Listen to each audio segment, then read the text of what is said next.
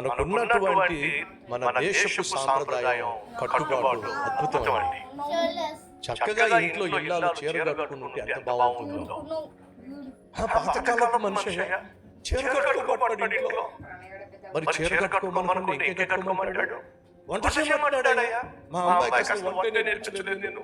ఆఖరికి మా అమ్మాయి పొద్దునే రావట్లేదని చెప్పేసి, స్నానం చేయలేదని చెప్పేసి, చీర కట్టుకోవట్లేదని చెప్పేసి, వంట చేయలేదని చెప్పేసి వదిలేస్తాడయ్యా దుర్మార్గుడు.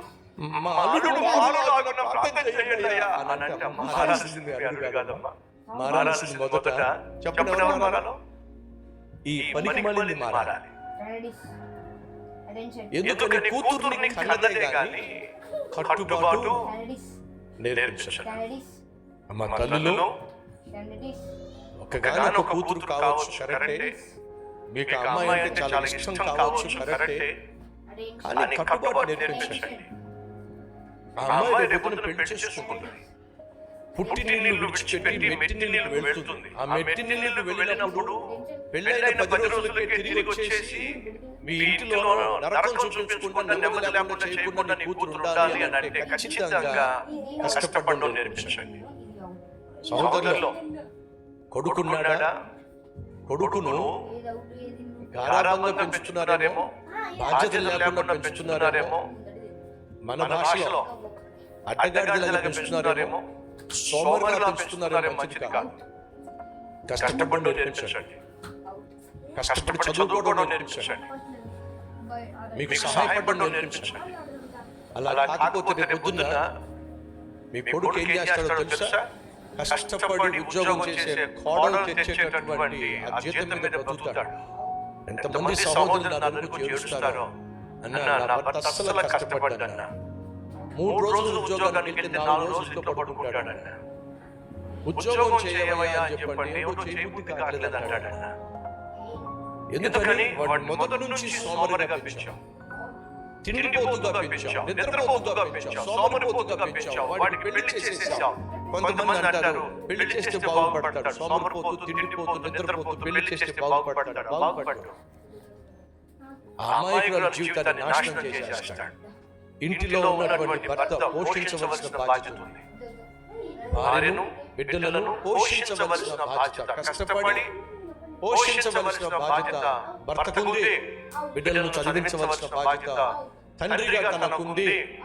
కాబట్టి బిడ్డలు కష్టపడడం నేర్పించండి.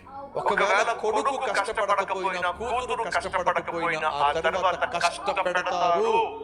మర్చిపోకండి. ఈ దాసుడు ఒక అద్భుతమైన పరీక్ష పెడుతున్నాడు. తెలుసా? నా యజమాని ఇంటిలో ప్రవేశించే కోడలు కష్టపడేదై ఉండాలి, అంతేగాని కష్టపెట్టేది మాత్రం కానే కాదు. అసలు సిసలైన పరీక్ష. వాళ్ళందరూ వచ్చినప్పుడు అమ్మ కొంచెం నీళ్ళు పోస్తారా తాగడానికి అని అంటే ఆ అమ్మ ఏముందో చూద్దామండి. 17వ వచనం. ఆ సేవకుడు ఆమె ఎదుర్కొన్నట్టు పరిగెత్తి, నీ కడవలో నీళ్లు కొంచెము దయచేసి, కొంచెము దయచేసి నన్ను త్రాగనిమ్మని అడిగాను. అందుకు ఆమె అయ్యా త్రాగుమని చెప్పి త్వరగా తన కడవను చేతి మీదకి దించుకొని అతనికి దాహం ఇచ్చాను. మరియు ఆమె అతనికి దాహం ఇచ్చిన తరువాత, నీ ఒంటెలు త్రాగు మట్టుకు వాటికి నీ నీళ్లు చేది పోయుదునని చెప్పి త్వరగా గాడిలో తన కడవ కుమ్మరించి తిరిగి చేదుటకు ఆ బావికి పరిగెత్తుకొని పోయి అతని ఒంటెలన్నిటికీ నీళ్లు చేది పోసెను. భలే అమ్మాయి అండి, భలే అమ్మాయి. మా కొంచెం నీళ్ళు తాగనిస్తావా అంటే త్వరగా తన కడవ దించిందట, పోసిందట. అయ్యా నువ్వు నీళ్లు తాగు, నీ ఒంటెలకు కూడా నీళ్లు చేది పోస్తాను అని త్వరగా తాను వెళ్ళి ఒంటెలు 200 లీటర్ల నీళ్లు 3 నిమిషాల్లో తాగేస్తాయి. 10 ఒంటెలు 2000 లీటర్ల నీళ్లు అంటే ఆలోచించండి. 100 కుండల నీళ్లు. ఒక అమ్మాయి 100 కుండల నీళ్లు చేదిపోయడం అంటే జబ్బ పడిపోతుంది, చేతులు పడిపోతాయి. కానీ ఆ చేతులు పడిపోలేదు. కారణం ఏమిటంటే చెప్పండి, అలవాటు పడిన माँ फोन थोड़ा पीछे करो finally I got the job అలవాటు పడిన కష్టపడడానికి అలవాటు పడిన చేతులు అవి. తమ్ముళ్ళు చెల్లెళ్ళు, కష్టపడడానికి ఇష్టపడండి. ఎవరైతే కష్టపడడానికి ఇష్టపడతారో వాడు రాబోయే రోజుల్లో కష్టపెట్టకుండా ఉంటారు. ఈ రోజు మన మధ్య కష్టపడేవాళ్ళు ఉన్నారు, కష్టపెట్టేవాళ్ళు ఉన్నారు. కష్టపడేవాళ్ళు కష్టపెట్టరు, కష్టపెట్టేవాళ్ళు కష్టపడరు.